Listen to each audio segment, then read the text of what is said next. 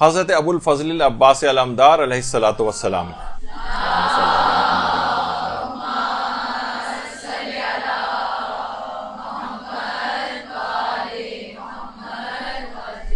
حضرت عباس علمدار جن کی تعریف کے لیے کسی نے جملہ صحیح کہا ہے کہ عباس کی تعریف یہ ہے کہ وہ شخص جس کی تلوار میان میں ہو اور دشمنوں کی نیندیں حرام ہو، اسے عباس کہتے ہیں.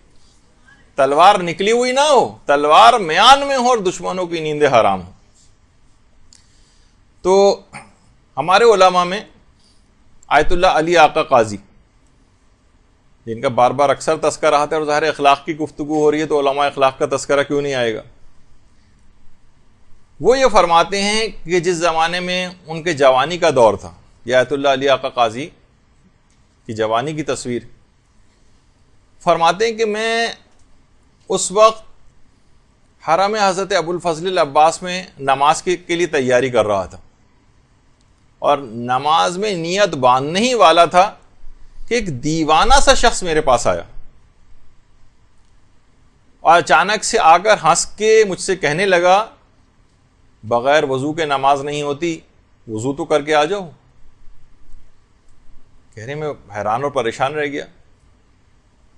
اچھا، عام طور پر وہ افراد جو کہ دائم الوضو رہتے ہیں، وہ اکثر یہ ہوتا ہے کہ وضو ٹوٹنے کے بعد بھول جاتے ہیں دوبارہ وضو، مثلا اگر نہیں کیا تو نماز کے لیے، کیونکہ ہر وقت عادی ہوتے ہیں کہ بس وضو تو ہے ہی اور نماز کے لیے کھڑے ہو گئے. یہی کیفیت علی آقا قاضی کی بھی تھی. کہہ رہے میں نے واقعی غور کیا تو میں وضو ٹوٹنے کے بعد میں نے دوبارہ وضو نہیں کیا تھا. اب آپ دیکھیں گے حضرت ابو الفضل العباس کے در کے دیوانے بھی ایسے عرفا ہوتے ہیں. تو کہہ رہے میں نے وضو کر کے آیا اور نماز ادا کرنے لگا. نماز کو جب میں نے ختم کیا تو وہ دیوانہ پھر آیا میرے پاس اور آ کر کہنے لگا میرے کان میں کہ ابو الفضل العباس تمام اولیاء خدا کی پناہ گاہ ہیں، جو مشکل حل کروانا ہو حضرت ابو الفضل کے پاس جا کر ان سے حال دل کہو، تمہاری مشکل حل ہو جائے گی. علی آقا قاضی فرماتے ہیں کہ میں نے 18 سال تک ریاضتیں کی تھی، 18 سال، مگر مجھے لگ رہا تھا کہ میں جیسے روحانیت کے خاص مقام پر آ کر رک گیا ہوں، آگے نہیں بڑھ رہا ہوں، اور روحانیت کا دروازہ کھل نہیں رہا ہے. میں تمام نماز، روزے، اذکار، دعائیں، زیارات، تلاوت، لیکن لگ رہا تھا کہ ان تمام اعمال کو انجام دینے کے بعد بھی عشق پروردگار کی اس کیفیت کے اوپر میں نہیں پہنچ پا رہا ہوں کہ جو مجھے حاصل ہو جانی چاہیے تھی، اور میں گویا ایک لحاظ سے نا امید ہی ہونے لگا تھا.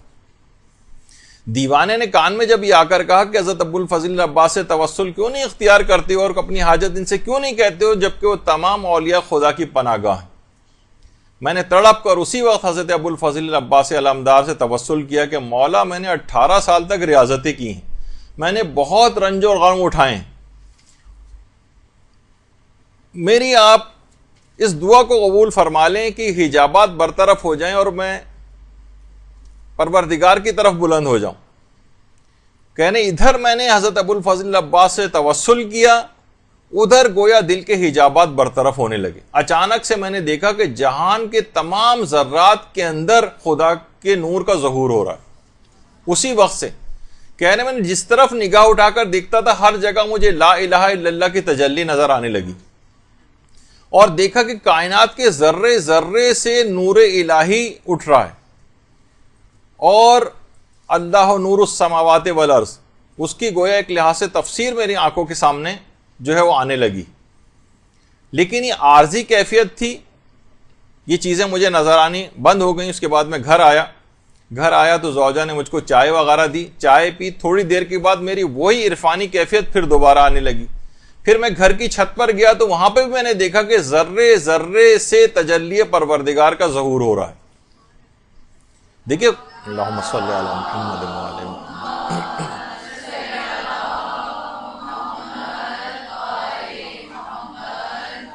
دیکھیے خدا ہر قسم کی جسمانیت سے منزہ اور مبرہ، لیکن دل کی آنکھوں سے اس کو دیکھا جا سکتا ہے. تو فرماتے ہیں کئی مرتبہ ایسی کیفیات ہوئی کہ میں آسمانوں کے اوپر نگاہ کرتا تھا، ہر جگہ کے اوپر نگاہ کرتا تھا، ہر جگہ مجھے تجلی پروردگار اور گویا اس کا نور بکھرا ہوا نظر آتا تھا، یہاں تک کہ میری کیفیت مستقل ہو گئی. اور اس کے بعد فرماتے ہیں کہ بہرحال پھر اس کے بعد آپ گھر تشریف لے آئے, پھر کیفیت پوری مستقل ہو گئی, اور یہ واقعہ بھی ان کو اس میں ملتا ہے. ایک دفعہ مکمل طور پر زلزلہ آیا کہ پورا گھر گر گیا, اور پورا گھر گر گیا. سارے طالب علم جو گھر میں درس دیتے تھے سارے طالب علم اٹھ کر بھاگے, لیکن آیت اللہ علی آقا قاضی اپنی کرسی پر اسی طریقے سے بیٹھے رہے کہ جب حفاظت کرنے والا پروردگار ہے, اور یہ بات کہتے تھے کہ تم دعوی توحید کرتے ہو لیکن پھر بھی مغلوب اور پریشان ہو جاتے ہو. لوگ ہوتا ہے نا کہ فوراً مغلوب اور پریشان ہو جائے, ذرا سی کوئی نامساعد حالات آئے, کچھ آئے, فوراً مغلوب اور پریشان ہو گئے اس سے. اور ان کے شاگرد بھی کہتے ہیں کہ ایک دفعہ ہم مسجد سہلا کے اندر بیٹھے ہوئے درس دے رہے تھے ہمیں, تو ایک بڑا سا سانپ نکل کر آ گیا.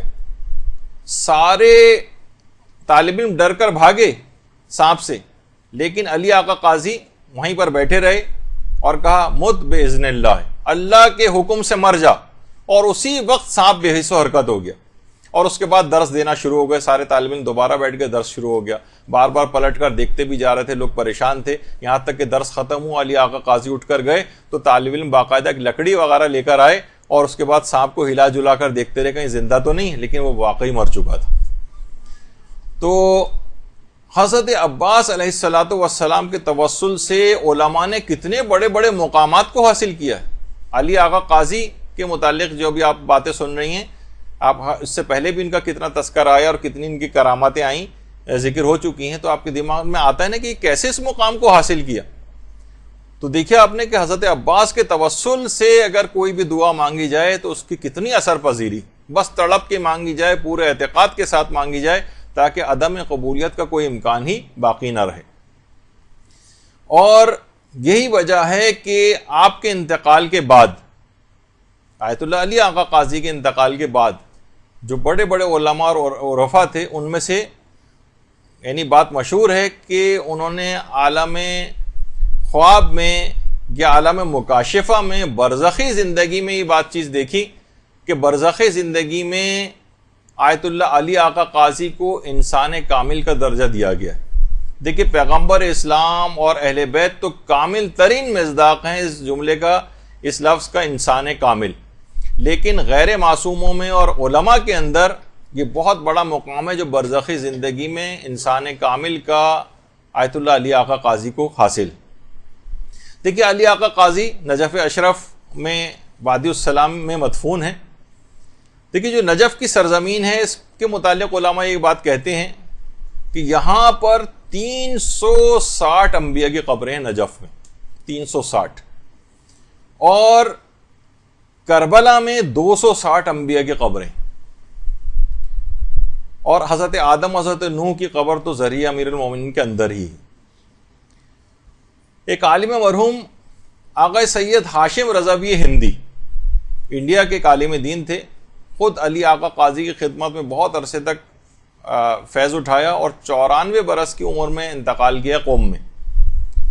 وہ فرماتے تھے کہ اہل عراق کی جتنی مشکلات ہیں, میں نے اندازہ یہ کیا ہے کہ ان کی مشکلات کی جو ایک بڑی وجہ ہے وہ وہاں کے اکثر لوگوں کی حضرت امیر المومنین علیہ الصلوۃ والسلام کی عدم معرفت ہے, یعنی اتنی معرفت نہیں ہے جس اعتبار سے ان کی ہونی چاہیے.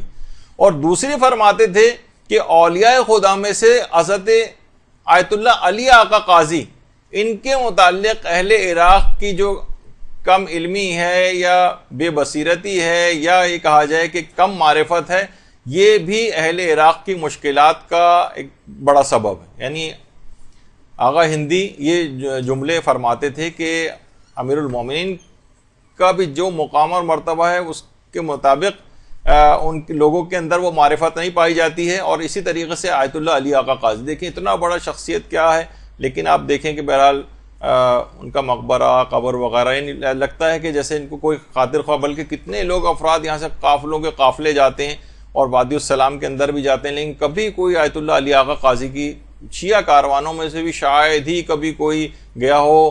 میں نے تو آج تک کسی کو بھی نہیں دیکھا کہ کوئی علی آقا قاضی کی قبر پہ گیا بھی ہو یا ان کا نام بھی کبھی کسی نے سنا ہو, جس کو عالم برزخ میں معصومین سے ہٹ کر انسان کامل کا درجہ دیا گیا ہو. اس میں قوم کی بے حسی کا یہ عالم ہے. یہی وجہ ہے کہ جو بار بار ہم علماء کا تذکرہ اس میں جو ہے کرتے ہیں, لوگ یہی کرتے ہیں نا کہ معصومین کا تذکرہ اس لحاظ سے ان کی سیرت, تو کہتے ہیں بھائی ہم کہاں ان کی پیروی کر سکتے ہیں, لیکن یہ علماء ان کی تو پیروی کی جا سکتی ہے, یہ تو غیر معصوم ہے, یہ تو ہمارے ہی طرح کے افراد تھے.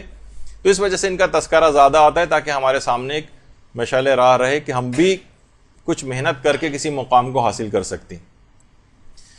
تو علی آقا قاضی, تو بہرحال آپ نے دیکھا کہ توسل حضرت عباس علمدار یہ اتنا مقام, اللہم صلی علی محمد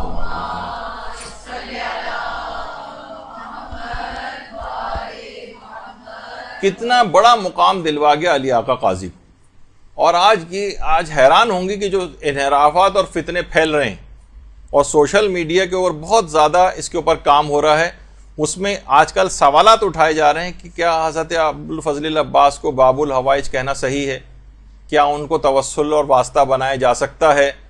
ایسے سوال, اشکالات اٹھانا, لوگوں کے دماغوں کو مسموم کرنا, زہر آلود کرنا, یا شک ڈالنا, یہ آج کل ایک کام اس سلسلے میں بہت بڑھتا جا رہا ہے. تو علماء اور مراجع اس کے آگے سفارہ ہیں, باقاعدہ آیت اللہ شبیری زنجانی نے ان کی اپنی آفیشیل ویب سائٹ پہ ہے کہ یہ بالکل امور قطعیہ میں سے ہے دین کے کہ حضرت ابوالفضل العباس یہ باب الحوائج ہیں. اس میں کوئی شک و شبے کی بات ہی نہیں ہے, یہ قطعی امور کے اندر سے. ایک بزرگ عالم دین سے ایک دفعہ کسی نے پوچھا تھا کہ ایک سوال ہے کہ مقام حضرت عباس علمدار افضل ہے مقام سلمان فارسی. کہا جاتا ہے نا کہ دیکھیے سلمان فارسی ایمان کے 10 درجے کے اوپر فائز ہیں. ان عالم نے کہا خبردار ایسا سوال بھی دوبارہ مت کرنا, خواہ سلمان ایمان کے 10 درجوں پر فائز ہوں, مگر یہ بات یاد رکھ لو کہ ابوالفضل العباس ایسی شخصیت کا نام ہے جن کی ایک نگاہ لطف سے سلمان بن جاتا ہے. اللہم صلی علی محمد.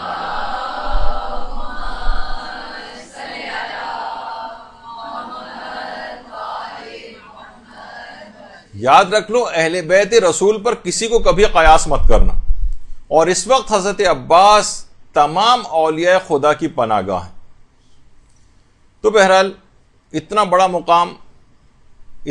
مقام حضرت عباس کا کہ علماء کہتے ہیں کہ امام حسین کا ایک جملہ ان کے اس مقام کو بیان کرنے کے لیے کافی ہے کہ امام فرماتے تھے حضرت عباس کے لیے, امام حسین جو جملہ ارشاد فرما رہے ہیں کہ میرے ماں باپ آپ پر قربان ہوں.